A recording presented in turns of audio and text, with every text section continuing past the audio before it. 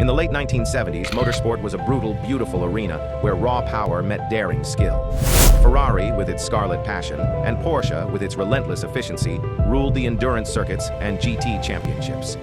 But in Munich, a different ambition was brewing. BMW, known for its precision engineering and touring car dominance, harbored a secret desire to build a supercar, a true challenger that would not only compete but conquer.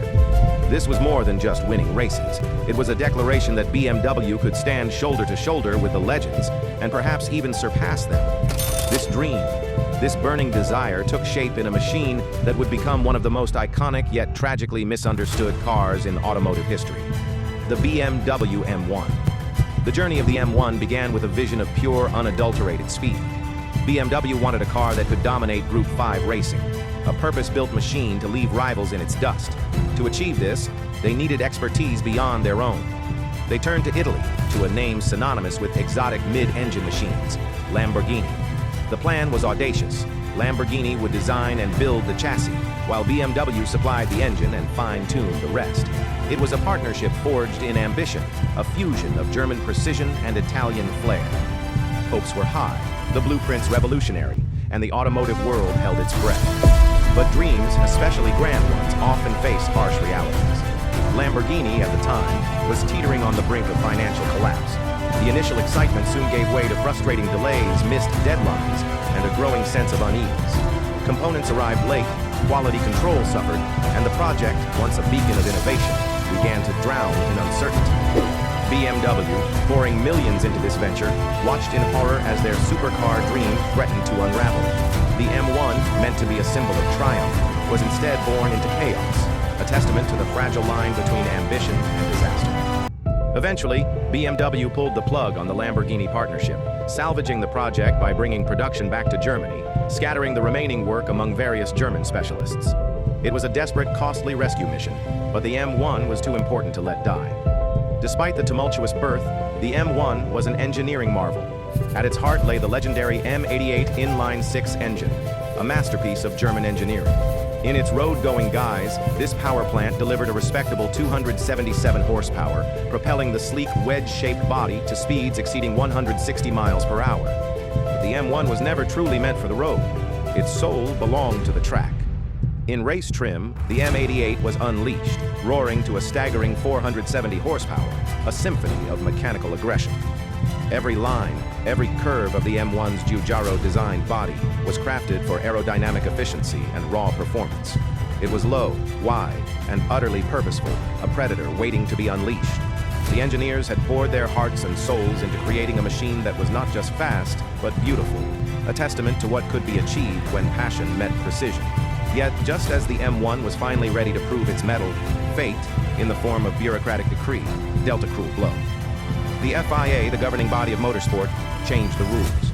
The M1, designed for Group 5, suddenly found itself in a regulatory limbo. To qualify for racing, BMW needed to produce 400 road-legal versions of the car for homologation. The delays caused by Lamborghini meant that by the time the 400 cars were finally built, the very rules they were designed to compete under had shifted. The M1, a car built with such immense effort and expectation, was effectively rendered obsolete before it could even turn a wheel in its intended championship. Imagine the frustration, the heartbreak of the engineers and designers who had poured years of their lives into this project, only to see its grand purpose snatched away by a stroke of a pen. It was a tragedy of timing, a dream deferred, and for many, a dream denied. But BMW was not one to surrender. Faced with a fleet of homologated supercars with nowhere to race, they conceived a brilliant, defiant solution, the Procar Series. This was a one-make spectacle, a support race for Formula One Grand Prix, featuring the M1s driven by none other than the era's greatest Formula One legends. Niki Lauda, Nelson Piquet, Alan Jones, these titans of motorsport strapped themselves into the M1s, battling wheel-to-wheel in identical machines.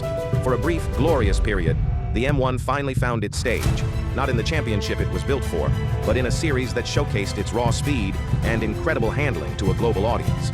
It was a bittersweet triumph, a testament to BMW's ingenuity and refusal to let their masterpiece fade into obscurity. The Procar Series became legendary, a thrilling chapter where the M1, the car that Formula One politics had seemingly killed, roared back to life, proving its worth in the hands of champions.